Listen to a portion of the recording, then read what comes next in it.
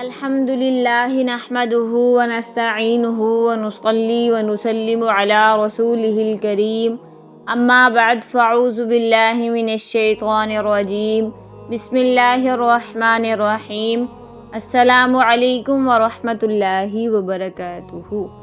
الحمدللہ سے ہم فقہ التفسیر کورس کر رہے ہیں اور اس کورس میں الحمدللہ اب تک ہم سورہ بقرہ سٹارٹ کر چکے ہیں اور اس کی 20 آیات کو ترجمے اور تفسیر کے ساتھ سیکھ چکے ہیں الحمدللہ۔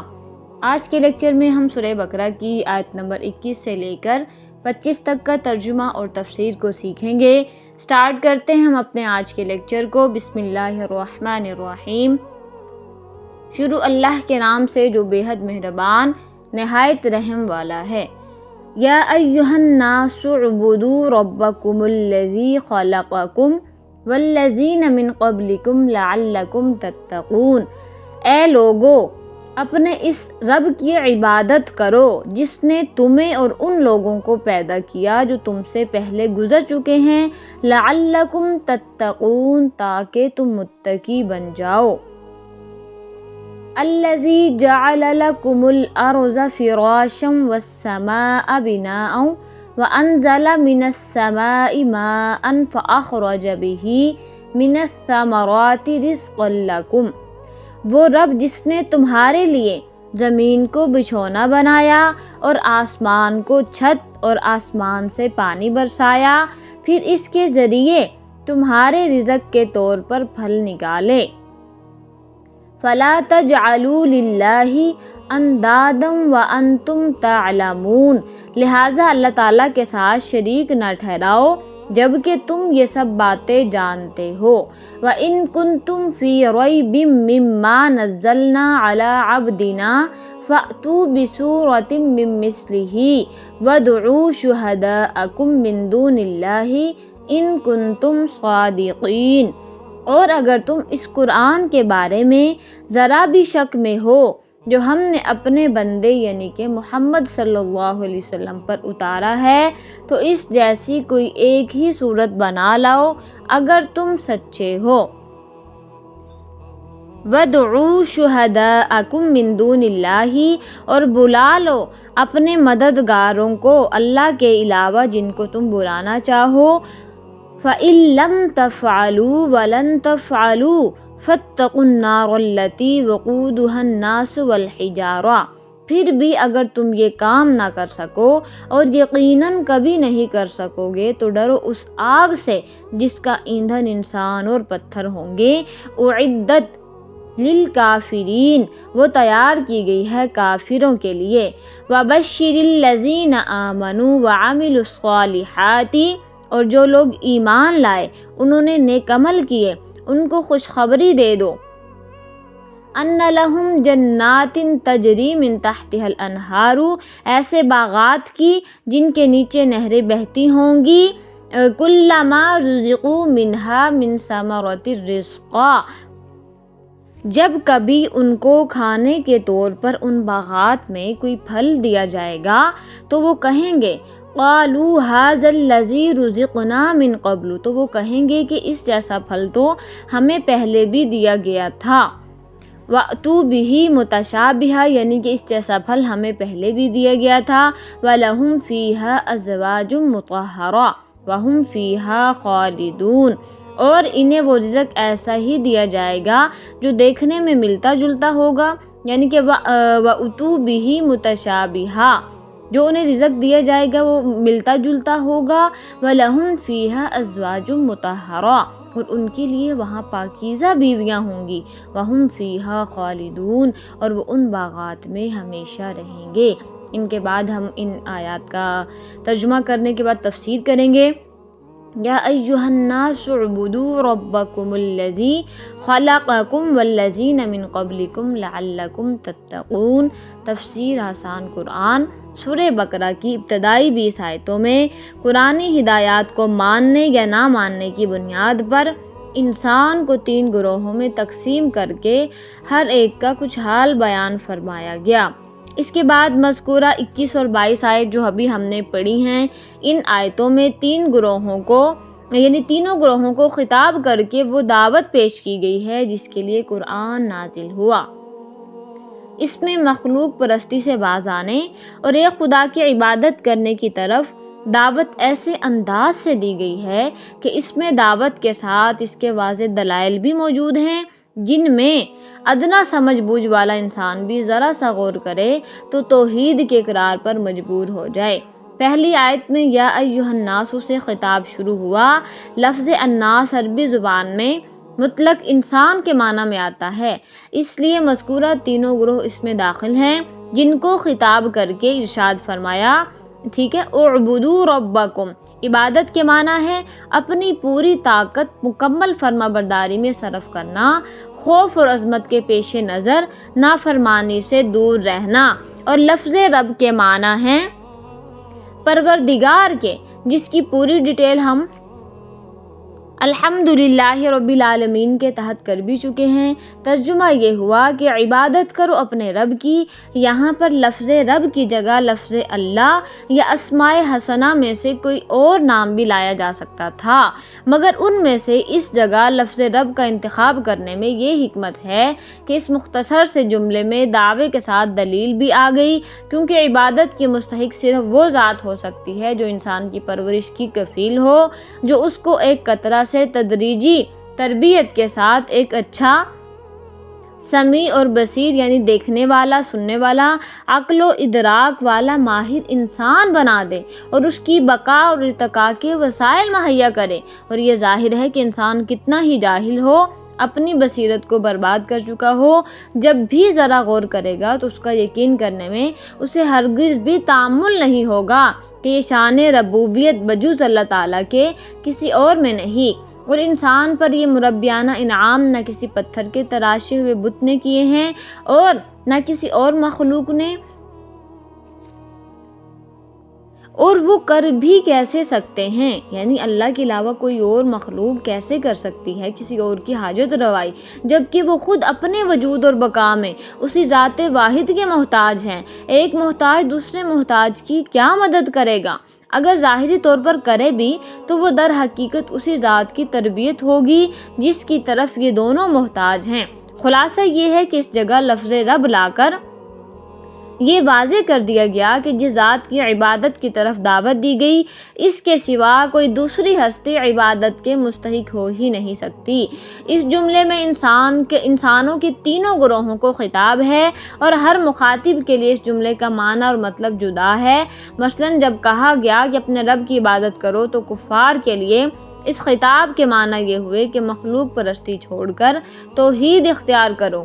منافقین کے لیے اس کے معنی یہ ہوئے کہ نفاق چھوڑ کر اخلاص پیدا کرو۔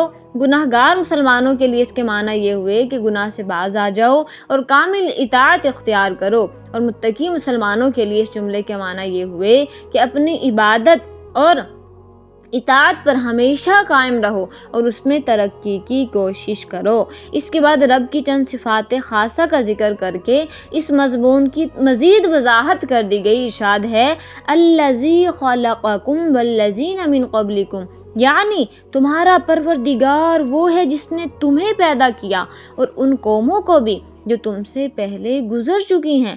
اس میں رب کی وہ صفت بتلائی گئی جو اللہ تعالیٰ کے سوا کسی مخلوق میں پائے جانے کا کسی کو وہم و گمان بھی نہیں ہو سکتا، کہ نیست سے ہست اور نابود سے بود کرنا، پھر بطن مادر کی تاریکیوں اور گندگیوں میں ایسا حسین و جمیل پاک صاف انسان بنا دینا، فرشتے بھی اس کی پاکی پر رشک کریں، یہ سوائے اس ذات حق کے کس کا کام ہو سکتا ہے جو کسی کا محتاج نہیں اور سب اس کے محتاج ہیں۔ اس آیت میں خلقکم کے ساتھ الذین من قبلکم کا اضافہ کر کے ایک تو یہ بتلا دیا کہ تم اور تمہارے آباء و اجداد یعنی تمام بنی نوع انسان کا خالق وہی پروردگار ہے، دوسرے صرف من قبلکم کا ذکر فرمایا، من بعدکم یعنی بعد میں پیدا ہونے والے لوگوں کا ذکر نہیں کیا۔ اس میں اس کی طرف بھی اشارہ ہو گیا کہ امت محمدیہ علی صاحبہ الصلاۃ والسلام کے بعد کوئی دوسری امت یا دوسری ملت نہیں ہوگی، کیونکہ خاتم النبیین صلی اللہ علیہ وسلم کے بعد نہ کوئی نبی مبعوث ہوگا، نہ اس کی کوئی جدید امت ہوگی۔ اس کے بعد اسی آیت کا آخری جملہ لعلکم تتقون، یعنی دنیا میں گمراہی اور آخرت کے عذاب سے نجات پانے کی امید تمہارے لیے صرف اسی صورت میں ہوگی جب تم توحید کو اختیار کرو گے اور شرک سے باز آ جاؤ گے۔ کسی کا عمل اس کی نجات اور جنت کا یقینی سبب نہیں۔ لعلکم تتقون اس جملے میں لفظ لعل استعمال فرمایا ہے جو رجا امید کے معنی میں استعمال ہوتا ہے، اور ایسے مواقع پر بولا جاتا ہے جہاں کسی کام کے واقعہ ہونے کا یقین نہ ہو۔ حکم ایمان اور توحید کے نتیجہ میں نجات اور جنت کا حصول وعدہ الہی کے مطابق الہیہ کے مطابق، یعنی اللہ تعالیٰ کے وعدے کے مطابق یقینی ہے، مگر اس یقینی شے کو امید اور رجا کے عنوان سے بیان کرنے میں حکمت یہ بتلانا ہے کہ انسان کا کوئی عمل اپنی ذات میں نجات اور جنت کی قیمت نہیں بن سکتا، بلکہ فضل خداوندی اس کا اصل سبب ہے کہ ایمان اور عمل کی توفیق ہونا اسی فضل خداوندی کی علامت ہے، علت نہیں۔ اس کے بعد پھر نیکسٹ اگلی آیت ہے الذی جعل لکم الارض فراشا والسماء بناء وانزل من السماء ماء فاخرج به من الثمرات رزقا لکم فلا تجعلوا للہ اندادا وانتم تعلمون۔ تفسیر آسان قرآن ان دو آیتوں میں آیت نمبر 21 اور 22 میں اسلام کے بنیادی عقائد توحید کی دعوت دی گئی ہے، اور مختصر انداز میں اس کی دلیل بھی بیان کر دی گئی کہ اہل عرب یہ مانتے تھے کہ ساری کائنات کو پیدا کرنا، زمین آسمان کی تخلیق اور آسمان سے بارش برسانا اور اس سے پیداوار اگانا یہ سب اللہ کا کام ہے۔ اس کے باوجود یہ عقیدہ رکھتے تھے کہ اللہ تعالیٰ نے بہت سے کام بتوں کے سپرد کر رکھے ہیں اور وہ بت اپنے کاموں میں براہ راست فیصلہ کرنے کی صلاحیت رکھتے ہیں، لہٰذا وہ ان بتوں کی عبادت اس لیے کرتے تھے کہ وہ ان کی مدد کریں۔ اللہ نے فرمایا کہ جب ہر چیز پیدا کرنے والے ہم ہیں اور ہمیں کائنات چلانے کے لیے کسی کی مدد کی ضرورت نہیں، تو عبادت کسی اور کی کرنا کتنے بڑے ظلم کی بات ہے۔ تفسیر عثمانی اب سب بندوں کو مومن ہو یا کافر ہو یا منافق خطاب فرما کر توحید جناب باری تعالیٰ سمجھائی جاتی ہے جو ایمان کے لیے اصل اصول ہے۔ خلاصہ معنی یہ ہے کہ اللہ تعالیٰ نے تم کو اور تم سے پہلوں کو سب کو پیدا کیا اور تمہاری ضروریات اور کل منافع کو بنایا، پھر اس کو چھوڑ کر کسی دوسرے کو معبود بنانا جو تم کو نفع نہ پہنچا سکے نہ نقصان پہنچا سکے جیسے بت کس قدر حماقت اور جہالت ہے، حالانکہ تم یہ بھی جانتے ہو کہ اس جیسا کوئی نہیں۔ وَإِن كُنتُمْ فِي رَيْبٍ مِّمَّا نَزَّلْنَا عَلَىٰ عَبْدِنَا فَأْتُوا بِسُورَةٍ مِّن مِّثْلِهِ۔ تفسیر عثمانی یہ بات گزر چکی ہے کہ اس کلام پاک میں شبہ کی وجہ یا ہو ہی نہیں سکتی، یعنی شبہ ہو یا اس میں کوئی تھوڑا سا ریزن بھی ہو ہی نہیں سکتا، یا پھر کوئی تھوڑی بہت کھٹکے والی بات ہو، تو اس کے لیے دفعیہ کے لیے لا ریب فرما چکے ہیں، یعنی پیچھے ہم پڑھ چکے ہیں لا ریب فیہ۔ اور یہ صورت ہو سکتی تھی کہ کسی کے دل میں اپنی کم عقلی کی وجہ سے یا عناد زیادہ ہونے کی وجہ سے شبہ پیدا ہو، تو یہ صورت چونکہ ممکن ہے بلکہ موجود ہے، تو اس کے رفع کرنے کے لیے اور عمدہ اور آسان صورت بیان فرما دی کہ اگر تم کو، یعنی پہلی چیز تو یہ ہے نا کہ شاید قرآن میں کوئی تھوڑا سا کھٹکے والی بات ہو، شبہ ہو، ڈاؤٹ ہو، تو اس کو لا ریب میں کلیئر کر دیا کہ اس میں کوئی شک و شبہ نہیں ہے۔ پھر دوسری صورت ایک بندہ ضد میں آ کے اس بات کو نہ سمجھے یا پھر کسی کی عقل کم ہو نہ سمجھ میں آئی، تو اس کا علاج اس طرح سے کر دیا کہ اگر تم کو اس کلام بشر ہونے کا خیال ہے، یعنی تمہیں لگتا ہے کہ قرآن اللہ کا کلام نہیں انسانی کلام ہے، تو تم بھی ایک صورت ایسی فصیح و بلیغ 3 آیات کی مقدار بنا لاؤ، اور جب تم باوجود فصاحت و بلاغت کے چھوٹی سی صورت کے مقابلہ سے بھی عاجز آ جاؤ، تو پھر سمجھ لو یہ اللہ کا کلام ہے، کسی بندے کا نہیں۔ اس آیت میں آپ کی نبوت کو مدلل فرما دیا۔ نمبر 4، یعنی اگر تم اپنے اس دعوے میں سچے ہو کہ یہ بندے کا کلام ہے، تو جس قدر قابل اور شاعر اور فصحاء بلغاء موجود ہیں، اللہ تعالیٰ کے علاوہ سب سے مدد لے کر ایک چھوٹی سی ایسی صورت بنا لاؤ۔ یا یہ مطلب ہے کہ خداوند کریم کے علاوہ تمہارے جتنے معبود ہیں سب سے تضرع یعنی آہو زاری کرو، دعا مانگو کہ اس مشکل میں تمہاری مدد کر دے۔ یہ سب بھی کر لو، لیکن اگر نہیں کر سکتے تو پھر مان لو کہ اس کلام میں کوئی شبہ نہیں ہے اور نبی پاک اللہ کے آخری نبی ہیں۔ اس کے بعد پھر نیکسٹ اگلی آیت ہے فَإِن لَّمْ تَفْعَلُوا وَلَن تَفْعَلُوا فَاتَّقُوا النَّارَ الَّتِي وَقُودُهَا النَّاسُ وَالْحِجَارَةُ۔ تفسیر آسان قرآن پچھلی آیات میں توحید کا بیان تھا، اب اسلام کے دوسرے اہم عقیدہ یعنی نبی کریم صلی اللہ علیہ وسلم کی رسالت کا بیان ہے۔ اور عرب کے جو لوگ قرآن پر ایمان لانے کی بجائے یہ الزام لگاتے تھے کہ نبی کریم صلی اللہ علیہ وسلم شاعر ہیں اور انہوں نے اپنی طرف سے یہ کلام بنا لیا ہے، انہیں زبردست چیلنج دیا گیا کہ اگر کوئی کلام انسان بنا سکتا ہے تو تم بڑے فصیح و بلیغ ہو، تم سب مل کر قرآن جیسی کوئی ایک صورت ہی بنا لاؤ۔ ساتھ ہی قرآن نے دعویٰ کیا کہ تم سب مل کر بھی ایسا نہیں کر سکو گے، اور حقیقت یہی ہے کہ اہل عرب جو اپنی زبان اور ادب پر ناز کرتے تھے ان سب کو اس چیلنج کے بعد صاف سونگ گیا اور کوئی شخص بھی یہ چیلنج قبول کرنے کے لیے آگے نہ بڑھا۔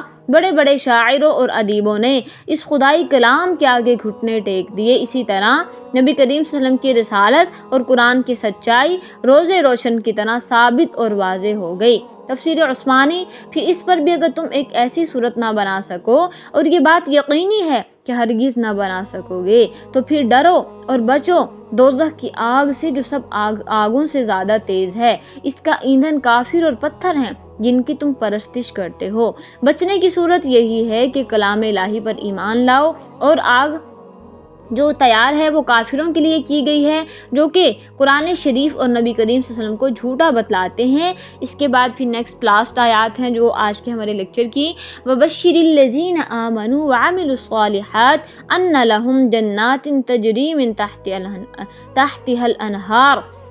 تفسیر آسان قرآن یہ اسلام کے تیسرے عقیدے یعنی آخرت پر ایمان کا بیان ہے۔